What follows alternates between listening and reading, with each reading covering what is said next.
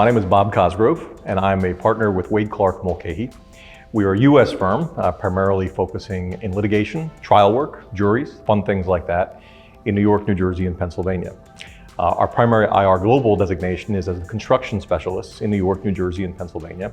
In that regard, we do everything from personal injury accidents to design builder cases, to architects, to errors and omissions, to everything that comes between, from contract disputes all the way down to the nitty-gritty of the rough and tumble contractors that fall from heights because they're not wearing safety equipment on a regular basis.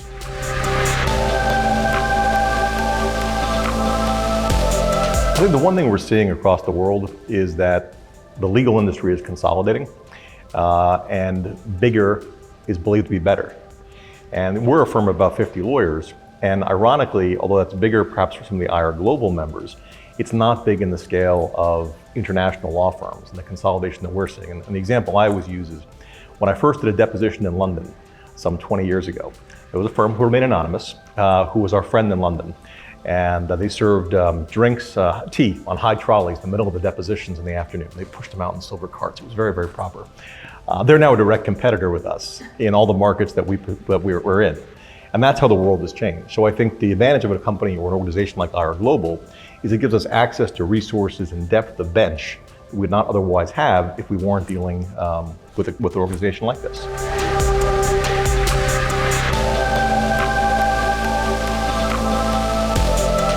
We're relatively new to the organization. This is only our second year, and last year was the pandemic, which it makes everything a little bit upside down, topsy-turvy. But our engagement with the members has been great. On a social basis, some of the friendships we've made, some of the contacts we've made, some of the old friends that we didn't even know were members of IR Global. A guy I saw this morning, he's like, I haven't seen you in forever, and we knew each other from a prior life, and that's kind of been interesting to see. So I think that's been great on the social aspect. In terms of business development, we've gotten a couple of referrals that have come our way, and we've made a couple of referrals as best we can outwards.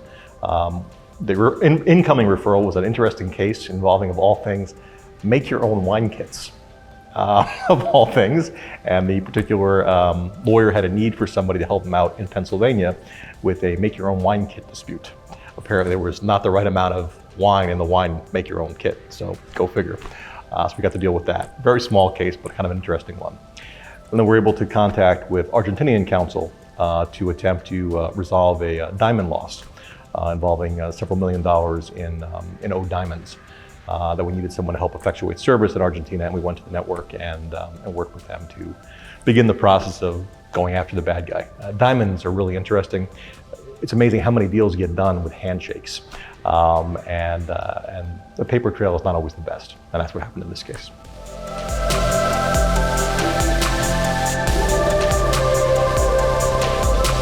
I really didn't know what to expect coming to Barcelona. I've never been here before. I've only ever been to San Sebastian and Pamplona for the running of the bulls, as those who heard me this morning say. I talked about that. But the city and the culture, I haven't really got a chance to sample the food. I did get to go to a Barcelona game. They do not serve beer at Barcelona games, which shocked me because in the US they serve lots of beer at sporting events, so I was a bit surprised by that.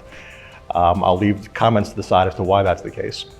But actually what I was most excited about, and I hope to do this perhaps on Wednesday, is I'm the product of a Catholic education. I had Irish Christian brothers for 8 years, and then I had Jesuits for high school, college, and law school. And what I didn't appreciate was that St. Ignatius Loyola, the founder of the Jesuits, actually had his epiphany. He was a playboy, he was a soldier, he was a womanizer who had an epiphany. And when he founded the Jesuits in the 1520s, his epiphany occurred here, and the cave in which the epiphany occurred is in Montserrat, which is the monastery not so far from here. So I hope, not certain I can, but I hope I can get there because that would be something of great interest to me, something a little bit different than what we normally do.